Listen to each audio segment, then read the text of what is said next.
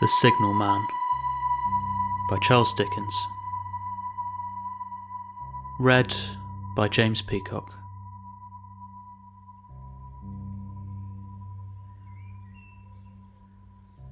Hello? Below there? When he heard a voice thus calling to him, he was standing at the door of his box, with a flag in his hand furled round its short pole. One would have thought, considering the nature of the ground, that he could not have doubted from what quarter the voice came, but instead of looking up to where I stood on the top of the steep cutting nearly over his head, he turned himself about and looked down the line. There was something remarkable in his manner of doing so, though I could not have said for my life what. But I know it was remarkable enough to attract my notice, even though his figure was foreshortened and shadowed down in the deep trench, and mine was high above him, so steeped in the glow of an angry sunset that I had shaded my eyes with my hand before I saw him at all. "Hello! Below!" From looking down the line, he turned himself about again and, raising his eyes, saw my figure high above him. "Is there any path by which I can come down to speak to you?" He looked up at me without replying, and I looked down at him without pressing him too soon with a repetition of my idle question. Just then there came a vague vibration in the earth and air, quickly changing into a violent pulsation and an oncoming rush that caused me to start back as though it had force to draw me down. When such a vapour as rose to my height from this rapid train had passed me, he was skimming away over the landscape. I looked down again and saw him refurling the flag he had shown while the train went by. I repeated my inquiry. After a pause, during which he seemed to regard me with fixed attention, he motioned with his rolled-up flag towards a point on my level, some 200 or 300 yards distant. I called down to him, "All right," and made for that point. There, by dint of looking closely about me, I found a rough zigzag descending path notched out, which I followed. The cutting was extremely deep. It was made through a clammy stone that became oozier and wetter as I went down. For these reasons, I found the way long enough to give me time to recall a singular air of reluctance or compulsion with which he had pointed out the path. When I came down low enough upon the zigzag descent to see him again, I saw that he was standing between the rails on the way by which the train had lately passed, in an attitude as if he were waiting for me to appear.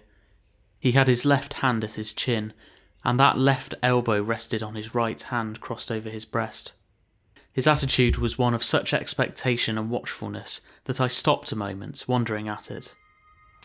I resumed my downward way, and, stepping out upon the level of the railway and drawing nearer to him, saw that he was a dark, sallow man with a dark beard and rather heavy eyebrows. His post was in as solitary and dismal a place as ever I saw. On either side, a dripping wet wall of jagged stone, excluding all view but a strip of sky. The perspective one way only a crooked prolongation of this great dungeon. The shorter perspective in the other direction terminating in a gloomy red light, and the gloomier entrance to a black tunnel in whose massive architecture there was a barbarous, depressing and forbidding air. So little sunlight ever found its way to this spot that it had an earthy, deadly smell, and so much cold wind rushed through it that it struck chill to me, as if I had left the natural world. Before he stirred, I was near enough to him to have touched him. Not even then removing his eyes from mine, he stepped back one step and lifted his hand. "This was a lonesome post to occupy," I said, and it had riveted my attention when I looked down from up yonder. A visitor was a rarity, I should suppose. Not an unwelcome rarity, I hoped. In me he merely saw a man who had been shut up within narrow limits all his life, and who, being at last set free, had a newly awakened interest in these great works.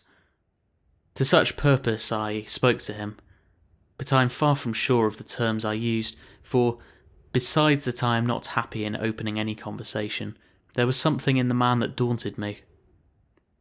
He directed a most curious look towards the red lights near the tunnel's mouth, and looked all about it as if something were missing from it, and then looked at me. That light was part of his charge, was it not? He answered in a low voice, "Don't you know it is?" The monstrous thought came into my mind as I perused the fixed eyes and the saturnine face that this was a spirit, not a man. I have speculated since whether there may have been infection in his mind. In my turn I stepped back, but in making the action I detected in his eyes some latent fear of me. This put the monstrous thought to flight. "You look at me," I said, forcing a smile, "as if you had a dread of me." "I was doubtful," he said, "whether I had seen you before." "Where?" He pointed to the red light he had looked at. "There," I said. Intently watchful of me, he replied, but without sound, "Yes." My good fellow, what should I do there? However, be that as it may, I never was there, you may swear. "I think I may," he rejoined. "Yes, I am sure I may." His manner cleared like my own. He replied to my remarks with readiness and in well-chosen words. Had he much to do there? Yes, that was to say, he had enough responsibility to bear, but exactness and watchfulness were what was required of him, and of actual work, manual labour, he had next to none. To change that signal, to trim those lights, and to turn this iron handle now and then, was all he had to do under that head. Regarding those many long and lonely hours of which I seemed to make so much, he could only say that the routine of his life had shaped itself into that form, and he had grown used to it. He had taught himself a language down here, if only to know it by sight, and to have formed his own crude ideas of its pronunciation could be called learning it. He had worked at fractions and decimals and tried a little algebra, but he was, and had been as a boy, a poor hand at figures. Was it necessary for him, when on duty, always to remain in that channel of damp air? And could he never rise into the sunshine between those high stone walls? Why, that demanded upon times and circumstances. Under some conditions there would be less upon the line than under others, and the same held good as to certain hours of the day and night. In bright weather he did choose occasions for getting a little above those lower shadows, but being at all times liable to be called by his electric bell, and at such times listening for it with redoubled anxiety, the relief was less than I would suppose. He took me into his box, where there was a fire, a desk for an occasional book in which he had to make certain entries, a telegraphic instrument with its dial, face and needles, and the little bell of which he had spoken. On my trusting that he would excuse the remark that he had been well educated, and I hope I might say without offence, perhaps educated above that station, he observed that instances of slight incongruity in such wise would rarely be found wanting among large bodies of men, that he had heard it was so in workhouses, in the police force, even in that last desperate resource, the army, and that he knew it was so, more or less, in any great railway staff. He had been, when young, if I could believe it, sitting in that hut, he scarcely could, a student of natural philosophy, and had attended lectures, but he had run wild, misused his opportunities, gone down and never risen again. He had no complaint to offer about that. He had made his bed and he lay upon it. It was far too late to make another. All that I have here condensed he said in a quiet manner, with his grave, dark regards divided between me and the fire. He threw in the word "sir" from time to time, and especially when he referred to his youth, as though to request me to understand that he claimed to be nothing but what I found him. He was several times interrupted by the little bell and had to read off messages and send replies. Once he had to stand without the door and display a flag as a train passed, and make some verbal communication to the driver. In the discharge of his duties I observed him to be remarkably exact and vigilant, breaking off his discourse at a syllable and remaining silent until what he had to do was done. In a word, I should have set this man down as one of the safest of men to be employed in that capacity, but for the circumstance that while he was speaking to me he twice broke off with a fallen colour, turned his face towards the little bell when it did not ring, opened the door of the hut, which was kept shut to exclude the unhealthy damp, and looked out towards the red lights near the mouth of the tunnel. On both of those occasions he came back to the fire with the inexplicable air upon him which I had remarked without being able to define when we were so far asunder. Said I, when I rose to leave him, "You almost make me think that I have met with a contented man." I'm afraid I must acknowledge that I said it to lead him on. "I believe I used to be so," he rejoined in the low voice with which he had first spoken. "But I am troubled, sir. I am troubled." He would have recalled the words if he could. He had said them, however, and I took them up quickly. "With what? What is your trouble?" "It is very difficult to impart, sir. It is very, very difficult to speak of. If ever you make me another visit, I will try to tell you." "But I expressly intend to make you another visit. Say, when shall it be?" "I go off early in the morning, and I shall be on again at 10 tomorrow night, sir." "I will come at 11. He thanked me and went out at the door with me. "I'll show my white light, sir," he said in his peculiar low voice, "till you have found the way up. When you have found it, don't call out. And when you are at the top, don't call out." His manner seemed to make the place strike colder to me, but I said no more than, "Very well." "And when you come down tomorrow night, don't call out. Let me ask you a parting question. What made you cry, 'Hello, below there,' tonight?" "Heaven knows," said I. "I cried something to that effect." "Not to that effect, sir. Those were the very words. I know them well." "Admit those were the very words. I said them, no doubt, because I saw you below." "For no other reason."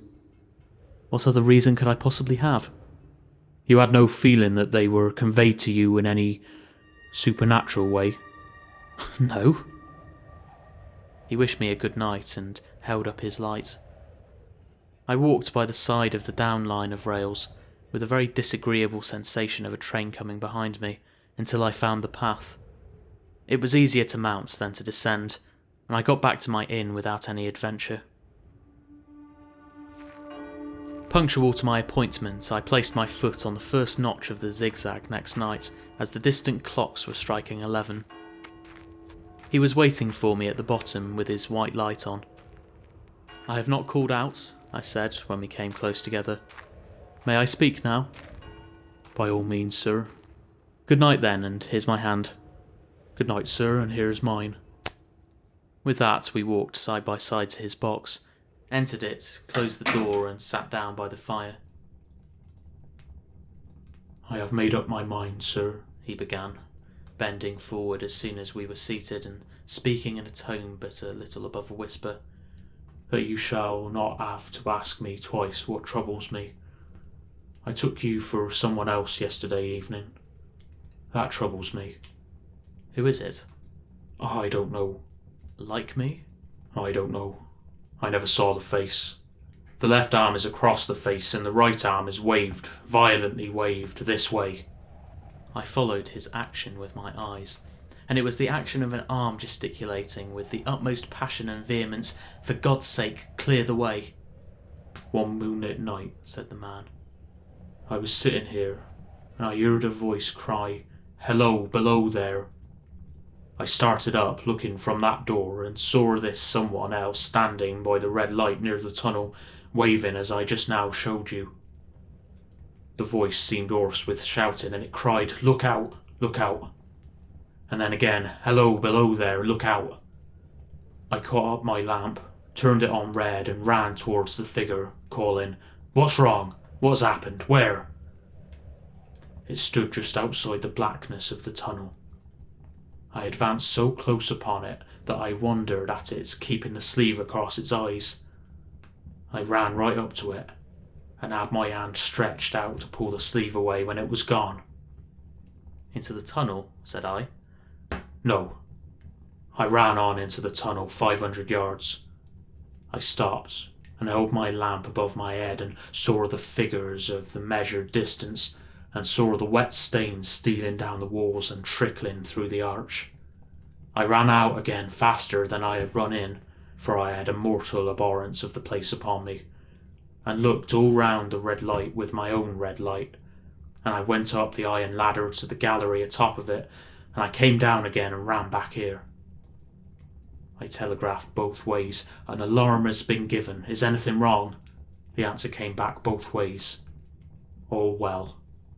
Resisting the slow touch of a frozen finger tracing out my spine, I showed him how that this figure must be a deception of his sense of sight, and how that figures originating in disease of the delicate nerves that minister to the functions of the eye were known to have often infected patients, some of whom had been conscious of the nature of their affliction, and had even proved it by experiments upon themselves. As to an imaginary cry, said I, do but listen for a moment to the wind in this unnatural valley while we speak so low, and to the wild harp it makes of the telegraph wires. That was all very well, he returned, after we had sat listening for a while, and he ought to know something of the wind and the wires, he who so often passed long winter nights there alone and watching. But he would beg to remark that he had not finished. I asked his pardon, and he slowly added these words touching my arm. Within 6 hours after the appearance, the memorable accident on this line happened, and within 10 hours the dead and wounded were brought along through the tunnel over the spot where the figure had stood. A disagreeable shudder crept over me, but I did my best against it. It was not to be denied, I rejoined, that this was a remarkable coincidence, calculated deeply to impress his mind. But it was unquestionable that remarkable coincidences did continually occur, and they must be taken into account in dealing with such a subject. Though to be sure, I must admit, I added, for I thought I saw that he was going to bring the objection to bear upon me, men of common sense did not allow much for coincidences in making the ordinary calculations of life. He again begged me to remark that he had not finished. I again begged his pardon for being betrayed into interruptions. This, he said, again laying his hand upon my arm and glancing over his shoulder with hollow eyes, was just a year ago. 6 or 7 months passed, and I had recovered from the surprise and shock when one morning, as the day was breaking, I, standing at the door, looked towards the red light and saw the spectre again. He stopped with a fixed look at me. Did it cry out? No, it was silent. Did it wave its arm? No, it leaned against the shaft of the light with both hands before the face like this. Once more I followed his action with my eyes. It was an action of mourning. I have seen such an attitude in stone figures on tombs. Did he go up to it? I came in and sat down, partly to collect my thoughts, partly because it had turned me faint. When I went to the door again, daylight was above me and the ghost was gone. But nothing followed? Nothing came of this? He touched me on the arm with his forefinger twice or thrice, giving a ghastly nod each time. That very day, as a train came out of the tunnel, I noticed at a carriage window on my side what looked like a confusion of hands and heads, and something waved. I saw it just in time to signal the driver stop.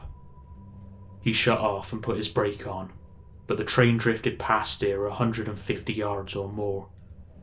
I ran after it and, as I went along, heard terrible screams and cries. A beautiful young lady had died instantaneously in one of the compartments, and was brought in here and laid down on this floor between us.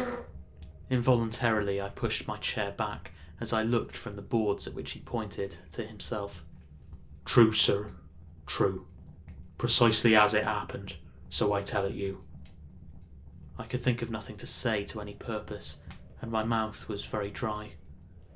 The wind and the wires took up the story with a long lamenting wail. He resumed, Now, sir, mark this, and judge how my mind is troubled. The spectre came back a week ago. Ever since it has been there, and now and again by fits and starts. At the light? At the danger light. What does it seem to do? He repeated, if possible with increased passion and vehemence, that former gesticulation of, for God's sake, clear the way. Then he went on, I have no peace or rest for it. It calls to me for many minutes together in an agonised manner, below there, look out, look out. It stands waving to me. It rings my little bell." I caught at that. "Did it ring your bell yesterday evening when I was here and you went to the door?" "Twice." "Why, see," said I, "how your imagination misleads you. My eyes were on the bell and my ears were open to the bell, and if I am a living man, it did not ring at those times. No, nor at any other time except when it was rung in the natural course of physical things by the station communicating with you." He shook his head.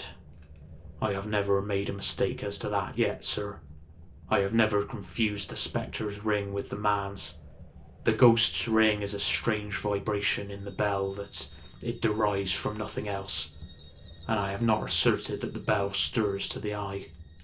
I didn't wonder that you failed to hear it, but I heard it." "And did the spectre seem to be there when you looked out?" "It was there." "Both times?" He repeated firmly. "Both times." "Will you come to the door with me and look for it now?" He bit his under lip as though he were somewhat unwilling, but arose. I opened the door and stood on the step while he stood in the doorway. There was the danger light. There was the dismal mouth of the tunnel. There were the high, wet stone walls of the cutting. There were the stars above them. "Do you see it?" I asked him, taking particular note of his face. His eyes were prominent and strained, but not very much more so, perhaps, than my own had been when I had directed them earnestly towards the same spot. "No," he answered. "It is not there." "Agreed," said I. We went in again, shut the door, and resumed our seats.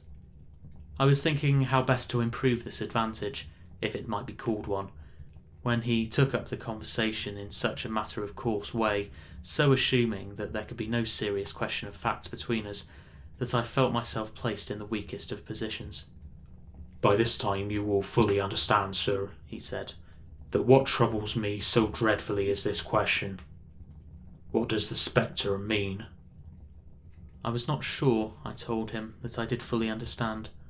"What is its warning against?" he said, ruminating, with his eyes on the fire, and only by times turning them on me. "What is the danger? Where is the danger? There is a danger overhanging somewhere on the line. Some dreadful calamity will happen.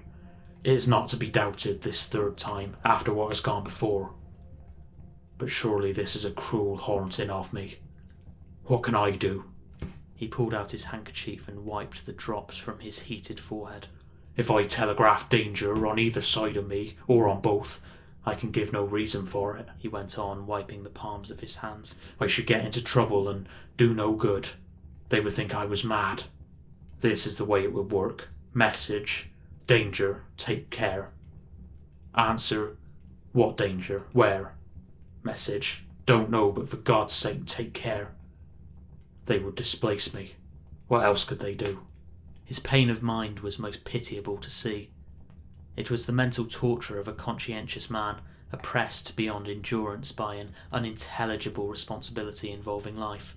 "When it first stood under the danger light," he went on, putting his dark hair back from his head and drawing his hands outward across his temples in an extremity of feverish distress. "Why not tell me when that accident was to happen, if it must happen? Why not tell me how it could be averted, if it could have been averted? When on its second coming it hid its face, why not tell me instead, she is going to die? Let them keep her at home. If it came on those two occasions only to show me that its warnings were true, and so to prepare me for the third, why not warn me plainly now? And I, Lord help me, a mere poor signalman on this solitary station, why not go to somebody with credit to be believed and power to act?" When I saw him in this state, I saw that, for the poor man's sake, as well as for the public safety, what I had to do for the first time was to compose his mind. Therefore, setting aside all question of reality or unreality between us, I represented to him that whoever thoroughly discharged his duty must do well, and that at least it was a comfort that he understood his duty, though he did not understand these confounding appearances. In this effort I succeeded far better than in the attempt to reason him out of his conviction. He became calm, The occupations incidental to his post as the night advanced began to make larger demands on his attention, and I left him at 2 in the morning. I had offered to stay through the night, but he would not hear of it. That I more than once looked back at the red light as I ascended the pathway, that I did not like the red light, that I should have slept but poorly if my bed had been under it, I see no reason to conceal. Nor did I like the 2 sequences of the accident and the dead girl. I see no reason to conceal that either. But what ran most in my thoughts was the consideration how ought I to act, having become the recipient of this disclosure. I had proved the man to be intelligent, vigilant, painstaking, and exact, but how long might he remain so in his state of mind?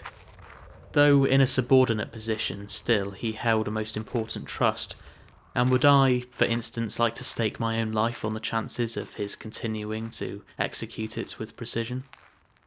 Unable to overcome a feeling that there would be something treacherous in my communicating what he had told me to his superiors in the company, without first being plain with himself and proposing a middle course to him, I ultimately resolved to offer to accompany him, otherwise keeping his secret for the present, to the wisest medical practitioner we could hear of in these parts, and to take his opinion. A change in his time of duty would come round next night, he had apprised me, and he would be off an hour or 2 after sunrise, and on again soon after sunset. I had appointed to return accordingly.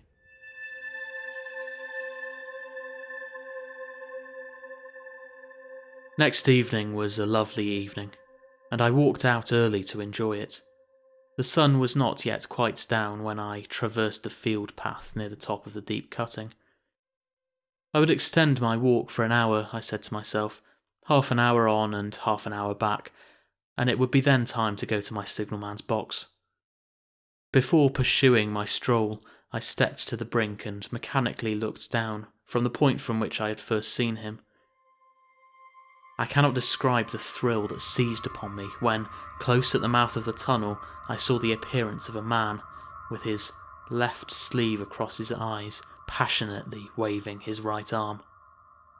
The nameless horror that oppressed me passed in a moment, for in a moment I saw that this appearance of a man was a man indeed, and that there was a little group of other men standing at a short distance, to whom he seemed to be rehearsing the gesture he made. The danger light was not yet lighted. Against its shaft a little low hut, entirely new to me, had been made of some wooden supports and tarpaulin. It looked no bigger than a bed. With an irresistible sense that something was wrong, with a flashing, self-reproachful fear that fatal mischief had come upon my leaving the man there and causing no one to be sent to overlook or correct what he did, I descended the notched path with all the speed I could make. "What is the matter?" I asked the men. "Signalman killed this morning, sir." "Not the signalman belonging to that box?" "Yes, sir." "Not the man I know?" "You will recognise him, sir, if you knew him," said the man who spoke for the others, solemnly uncovering his own head and raising an end of the tarpaulin, for his face is quite composed. "Oh, how did this happen? How did this happen?" I asked, turning from one to another as the hut closed in again.